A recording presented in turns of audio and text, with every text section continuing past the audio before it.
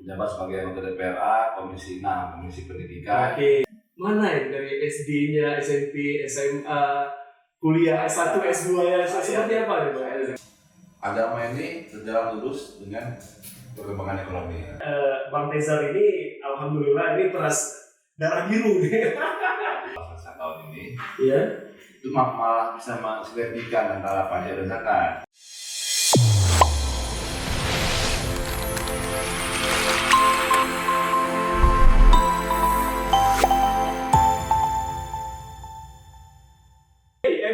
Assalamualaikum warahmatullahi wabarakatuh. Saya Muhammad Firdaus Lemak Malu dan Anda sedang menyaksikan podcast Haba Pajak Mandum Bukan Haba Pajak. Bro and sis, hari ini kita kedatangan tamu yang sangat spesial. Beliau ini multi talenta, idamannya milenial, idamannya emak-emak. Beliau masih muda, politisi, anggota dewan, apalagi ya. Beliau ini juga intelektual, pengusaha, pokoknya semua cita-cita yang kita udah pula pingkui lakukan terjadi di beliau ini. Dan kita perkenalkan saja Bro Tezar.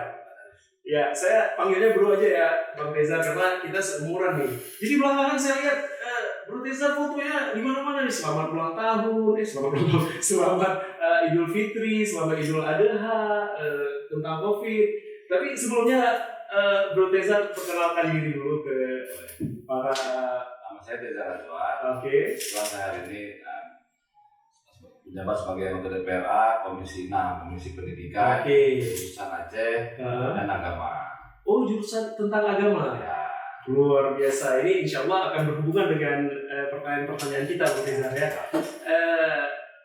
Ini perjalanan karir Bang Tezar ini mulai dari mana ya? Dari SD-nya, SMP, SMA, kuliah S1, S2 ya seperti apa nih Bang? Saya kecil di Banda Aceh. Kecilnya di Banda Aceh. Di Banda Aceh, SD, SMP, SMA di Banda Aceh. Jadi memang putra lokal lah. Putra lokal. Putra lokal. Iya. Nah, kemudian sempat kuliah di luar sebentar. Di mana? Saya dulu di Malaysia. Di Malaysia S1-nya. Jurusan? Jurusan planologi. Planologi tata kota. Terus? Ya, setelah itu bekerja sebagai konsultan. Konsultan di Kenaan di Banda Aceh di Jakarta. Di Banda Aceh Jakarta. Kemudian terjun ke politik. Terjun ke politik. Dan pertama kali terjun langsung berhasil ya? Ya, alhamdulillah. Alhamdulillah. Itu kita juga mau kasih informasi bahwasannya Bang Tezar ini alhamdulillah ini peras darah biru. yang saya dengar nih dari informan kita bahwasannya Bang Tezar kakeknya juga gubernur ya. Kakeknya gubernur, ayahnya gubernur dan mantan menteri Menpan RB ya. Saya rasakan itu buah dari perjuangan. Buah dari perjuangan orang tua. Tapi orang tua Bang Tezar ayahnya S2 ITB umlot ya. Ya, orang tua saya dulu di ITB. Terus Pak Azwar Abu Bakar. Dokternya di UI. Oh, dokter S3-nya UI ya. Jadi memang ada keturunan orang pinter ya. Udah pinter, cerdas, kaya, ganteng lagi Bang Tezar ya. Mungkin perlu kami itu kan begitu. Ya memang ada pengaruhnya. Tapi semua itu saya rasa buah dari kerja keras kita masing-masing. Oke. Ini kita bicara sedikit tentang bisnis Bang Tezar ya. Saya dengar Bang Tezar ada perusahaan gas, Hotransa ya. Hotransa dulu ada TKI ya, PJTKI, terus lagi haji dan umroh, pokoknya banyak Bang Tezar. Gimana cerita perjalanan bisnis nih? Ini mengelola bisnis sebanyak ini dengan kesibukan di dewan lagi seperti apa Bang Tezar? Mungkin tadi waktu lebih-lebihan. Oh, lebih-lebihan. Masih ada usaha, saya juga ada usaha jualan gas. Jadi memang kita di pajak ini alhamdulillah bayar pajak setiap tahun. Oh iya, alhamdulillah. Kerangka surat-surat sedikit nanti di podcast itu. Iya. Itu di dewan juga sebagai anggota dewan termuda atau seperti apa Bang Tezar? Azal lebih muda lagi dari Bang Tezar? Saya nggak termuda, tapi mungkin jiwanya paling muda. Oh, luar biasa. Dan gini. Ini kan dulu waktu kampanye itu kan pasti ada janji-janji saya akan begini, saya akan begitu. Terus setelah alhamdulillah Bang Tezar menjadi anggota dewan terpilih, apa kira-kira yang udah Bang Teza lakukan untuk Aceh gitu? Ini saya udah menepati janji saya gitu, udah saya lakukan ini dengan seluruh usaha kegigihan saya udah berjuang loh untuk Aceh. Saya orang Aceh. Ini saya berjuang. Relatif pada bos. Jadi mungkin saya paling ini kan ada hubungan juga dengan pajak kita. Iya. Kita lagi di Komisi 6 ini. Komisi 6 ini tentang agama dan salah satunya. Kita sedang membahas tentang revisi kanun Baitul Mal Aceh. Oke. Itu ada kanun 2014 tentang revisi. Jadi termasuk di dalamnya itu ada bunyinya. Jadi ada zakat itu kita membayar zakat dan bisa mengurangi pajak. Oke. Iya. Istilahnya membantu masyarakat di Aceh. Karena kita kan terkenal dengan masyarakat yang syariah bersyariah, Muslim yang kuat, bisa meringankan bebannya juga nanti. Oke. Tambah juga bisa bantu promosi perpajakan di Aceh. Insya Allah, semoga berjalan beriringan ya.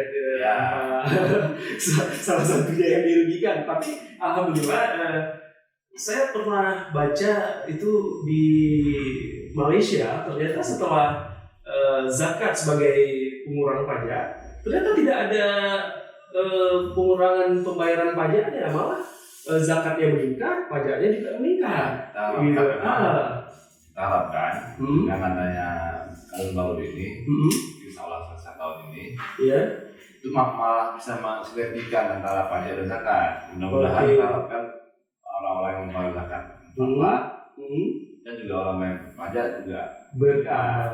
Kita harapkan stakeholder ini ketika masyarakat dihadapkan dengan pajak tuh selama ini mohon maaf Pak Daus, terimanya kan pajak ini pajak gitu kan. Wajib itu kan rumah aku, toko wajib itu kan zakat. Iya. Tapi yang wajib pun nggak bayar juga seperti yang protes-protes itu ya. Jadi kadang-kadang sampai harus sedikit pelan-pelan dengan kultur ini Aceh ini pelan-pelan coba. Ini kan kanun Tulma Aceh, produk hukum yang kuat. Mungkin di daerah lain namanya perda, itu kanun. Jadi ini mungkin pilot project kita pertama di Indonesia. Alhamdulillah. Semoga diikuti oleh provinsi lain ya Bang Teza ya. Makanya kita harus berjuang totalitas nih Bang Teza. Kita bisa tunjukkan perusahaan, mohon maaf Pak Dut. Pajak kita meningkat. Dan bisa pajak juga meningkat kan.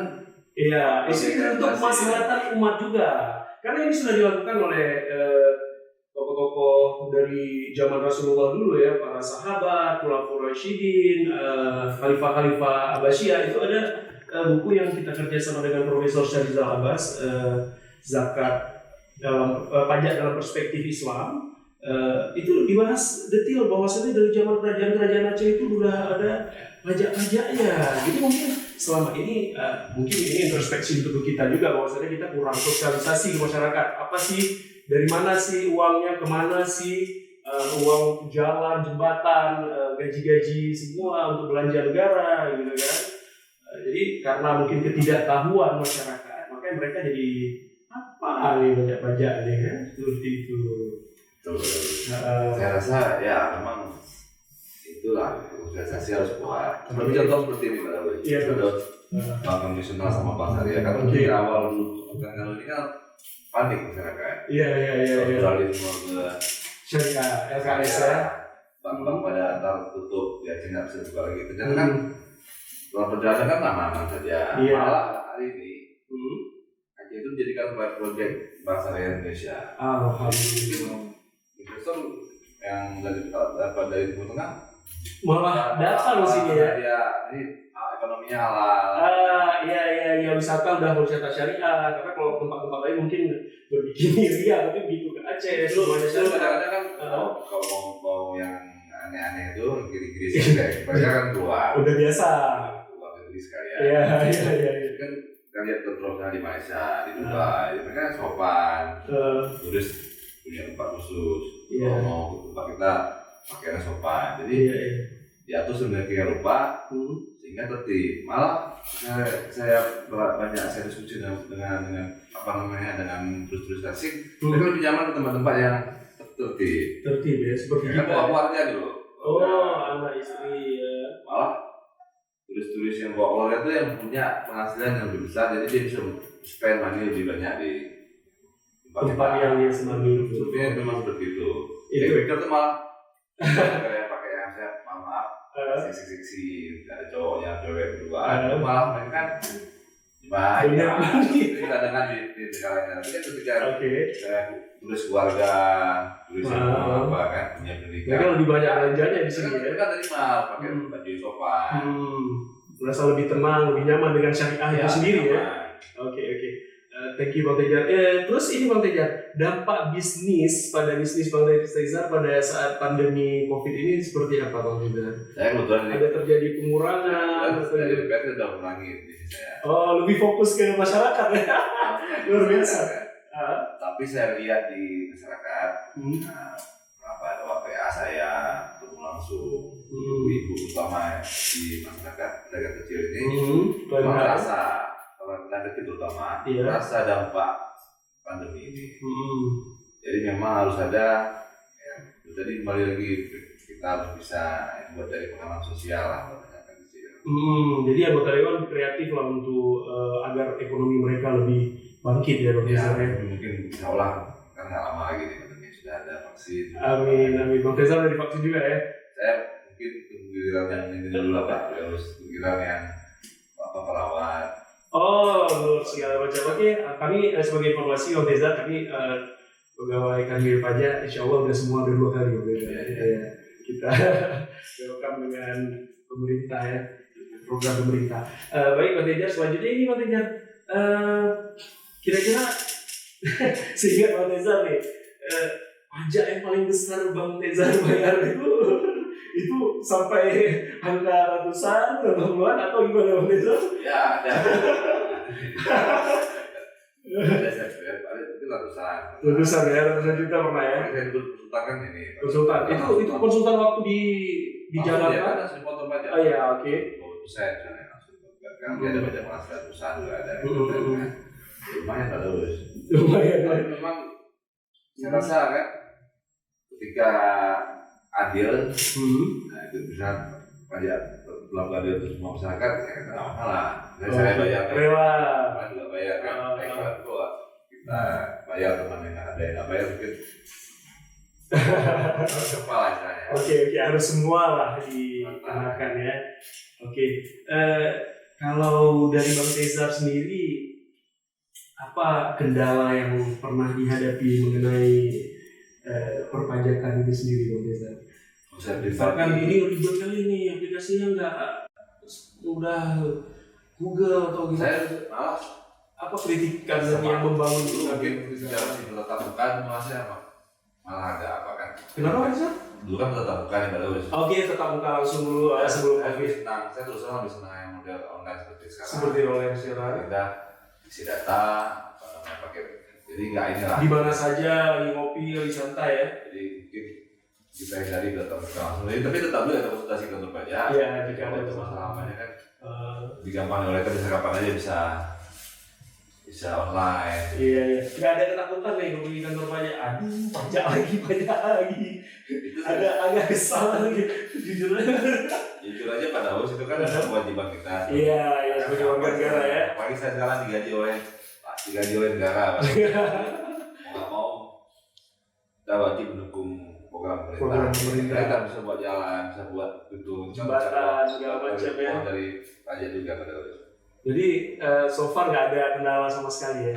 So far nggak ada. Mungkin ini baru kritikan yang bangunnya gimana? Saya sampaikan komunikasi aplikasi perpajakan itu harus lebih sering disampaikan ke masyarakat. Jadi mungkin program seperti ini harus lebih sering. Jadi lebih gimana ya? Lebih merakyat gitu pajaknya. Kalau bisa kita nanti bisa di pajak ini bisa disosialisasikan melalui lebih soft gitu? Lebih mungkin ulama. Oke.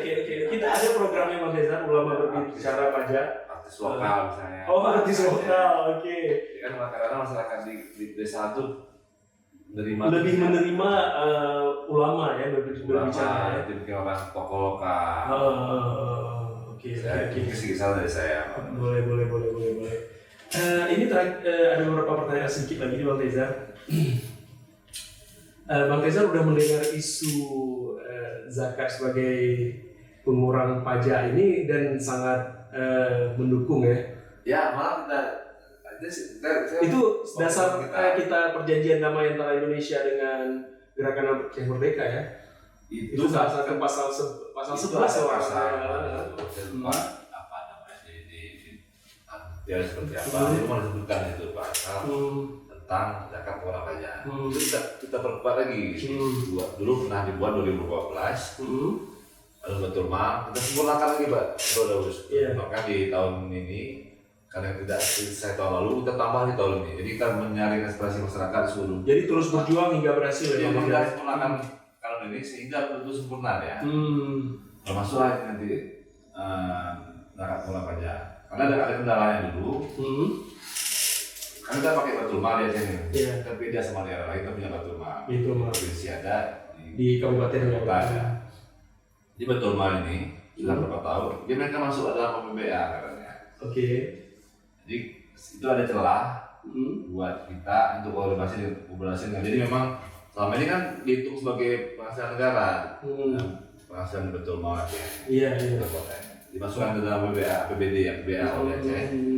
Jadi itu telah masuk menurut kita untuk kooperasi dengan pajak. Jadi zakat ini dibayarkan oleh masyarakat ke Betul Mal Aceh.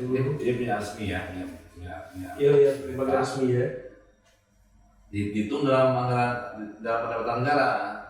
Jadi kan itu dasar yang kuat. Kita bisa kooperasi dengan pajak. Jadi mungkin teknisnya nanti mungkin bisa diatur setelah pasca bayar pajak, bikin sertifikat buat pajak. Itu kan teknisnya sangat detail. Itu yang bikin kita detailkan di kanan baru ini. Oke. Semoga ikhtiarnya perjuangannya berhasil ya. Jadi sedekah jariah Bang Tezar itu. Dukungan juga dari kanun pajak. Oke. Kita siap mendukung. Kita selalu Pak. Kita sudah ketemu Pak Kakanwil. Kebetulan beliau sedang. Insya Allah kita mungkin setelah agak pandemi ini kita jumpa di Jakarta, jumpa di Kementerian Keuangan. Finalisasi ya. Kita harus fokus nih di Dirjen Pajak mungkin. Makan Bu Menteri kalau memang ada kesempatan kita bikin audiens juga. Segitu komitnya kita dengan kanun baru ini, kanun betul baru. Sehingga bisa memperingatkan masyarakat Aceh. Mungkin bantu pendapatan zakat kita dan kalau bagus lagi pajak juga harus meningkat Aceh. Siap, amin. Alhamdulillah. Saya itu sudah pasti Pak Bro. Kita untuk tahun ini sangat optimal. Oke. Terakhir Bang Tezar ini bagaimana pandangan ekonomi Bang Tezar terkait perkembangan ekonomi di Aceh ini selama COVID ini dan ke depannya gimana? Menurut Bang Tezar gimana? Optimis? Saya diajarkan untuk selalu optimis. Siap, luar biasa. Siap. Ya, tetap juga kita kan tawakal, berdoa kepada Allah. Iya, ikhtiar ya. Jadi saya rasa di Aceh ini pasti terdampak. Seluruh dunia terdampak apalagi kita kan. Tapi kita belajar juga dulu, ketika ada tsunami, sebelumnya kita ada pernah konflik di Aceh. Iya, semua kita lewati dengan itu lebih berat. Iya. Konflik dulu. Insya Allah kita bisa bangkit dari krisis ini. Iya, dengan kita mengamalkan ajaran yang disuruh oleh Allah dan Rasul ya, misalkan LKS tadi, lembaga keuangan syariah, zakat ini, insya Allah akan mendatangkan min haitsu la yahtasib ya, dari jalan yang tidak sangka seperti investor yang mau bangun di Singkil ini 7 triliun mungkin begitu kita komit lagi masalah perintah-perintah Allah ini akan ada Allah turunkan dari langit dari satu lagi. Jadi saya di sini sedikit mungkin Bro tahu kan atau bakal saya itu memang ketika saya di DPR, saya langsung minta komisi agama. Iya. Padahal maaf saya tidak ada hubungan prinsip sama sekali dengan SD, SMP, SMA, kuliah juga kan. Nggak ada bukan pesantren ya. Saya merasa selama ini kan begini, orang suka mempertentangkan nih antara syariah dengan kemajuan. Iya. Jadi seolah-olah syariah Islam ini memperhambat kemajuan ya. Kita pajak, nggak boleh bayar pajak karena nggak ada di Quran. Nggak ada di Quran. Atau apa? Misalnya nanti wisata syariah juga nggak boleh. Padahal di Arab Saudi sendiri udah ada pajak sekarang. Jadi kita yang penting kan legalnya jelas, tertib di lapangan tertib. Yang kita buat misalnya wisata nih.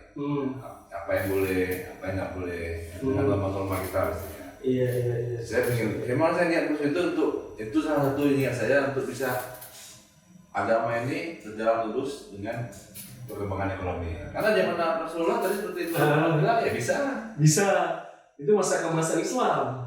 Itu masa Islam. Masa muda juga kita bisa. Iya, masa Iskandar muda juga luar biasa sebenarnya sejarah kita ya. Islam kan. Kita bisa ulangi lagi masa kejayaan itu sebenarnya terbuka harus terlihat bicara dengan tunggu juga. Nggak ada masalah. Karena ada mungkin 1-2 orang yang ya biasa lah Iya biasa mungkin. Masalahnya ada beberapa pertentangan biasa. Kita gabungkan antara syariah dan kemajuan teknologi itu cita-cita saya di komisi. Saya minta tuh komisi. Bagusnya nggak ada sama sekali, mohon maaf tidak ada bukan sama sedikit saya dengan agama. Iya, tapi saya pernah dengar sepertinya keluarga Bang Rizal punya pesantren juga di Selimu kan? Iya, mungkin ini. Iya. Kadang-kadang gini juga Pak Dalu, kita kalau kita nggak tahu kamu itu tanya sama yang paham. Iya. Saya kalau ada masalah agama nih tentang apa, saya tanya langsung kalinya 1 tentu nggak cukup, tanya 2. Iya, 2, 3, 4 mungkin ya. Baru kita yakin. Itu saja sih, yang lainnya juga nggak kurang tahu juga. Masih sama-sama belajar kita Bang Rizal. Terus nih Bang, terakhir nih di medsos itu pasti ada haters itu. Gimana tuh cara Bang Rizal menghadapi haters itu Bang Rizal? Yang membuli gitu. Haters sama fans tuh, itu beda tipis. Beda tipis ya. Apa aja haters fans gitu. Gitu ya. Memang harus dipelihara haters itu Bang Rizal ya. Memang saya rasa ya. Itu tetap paling terbaik lah.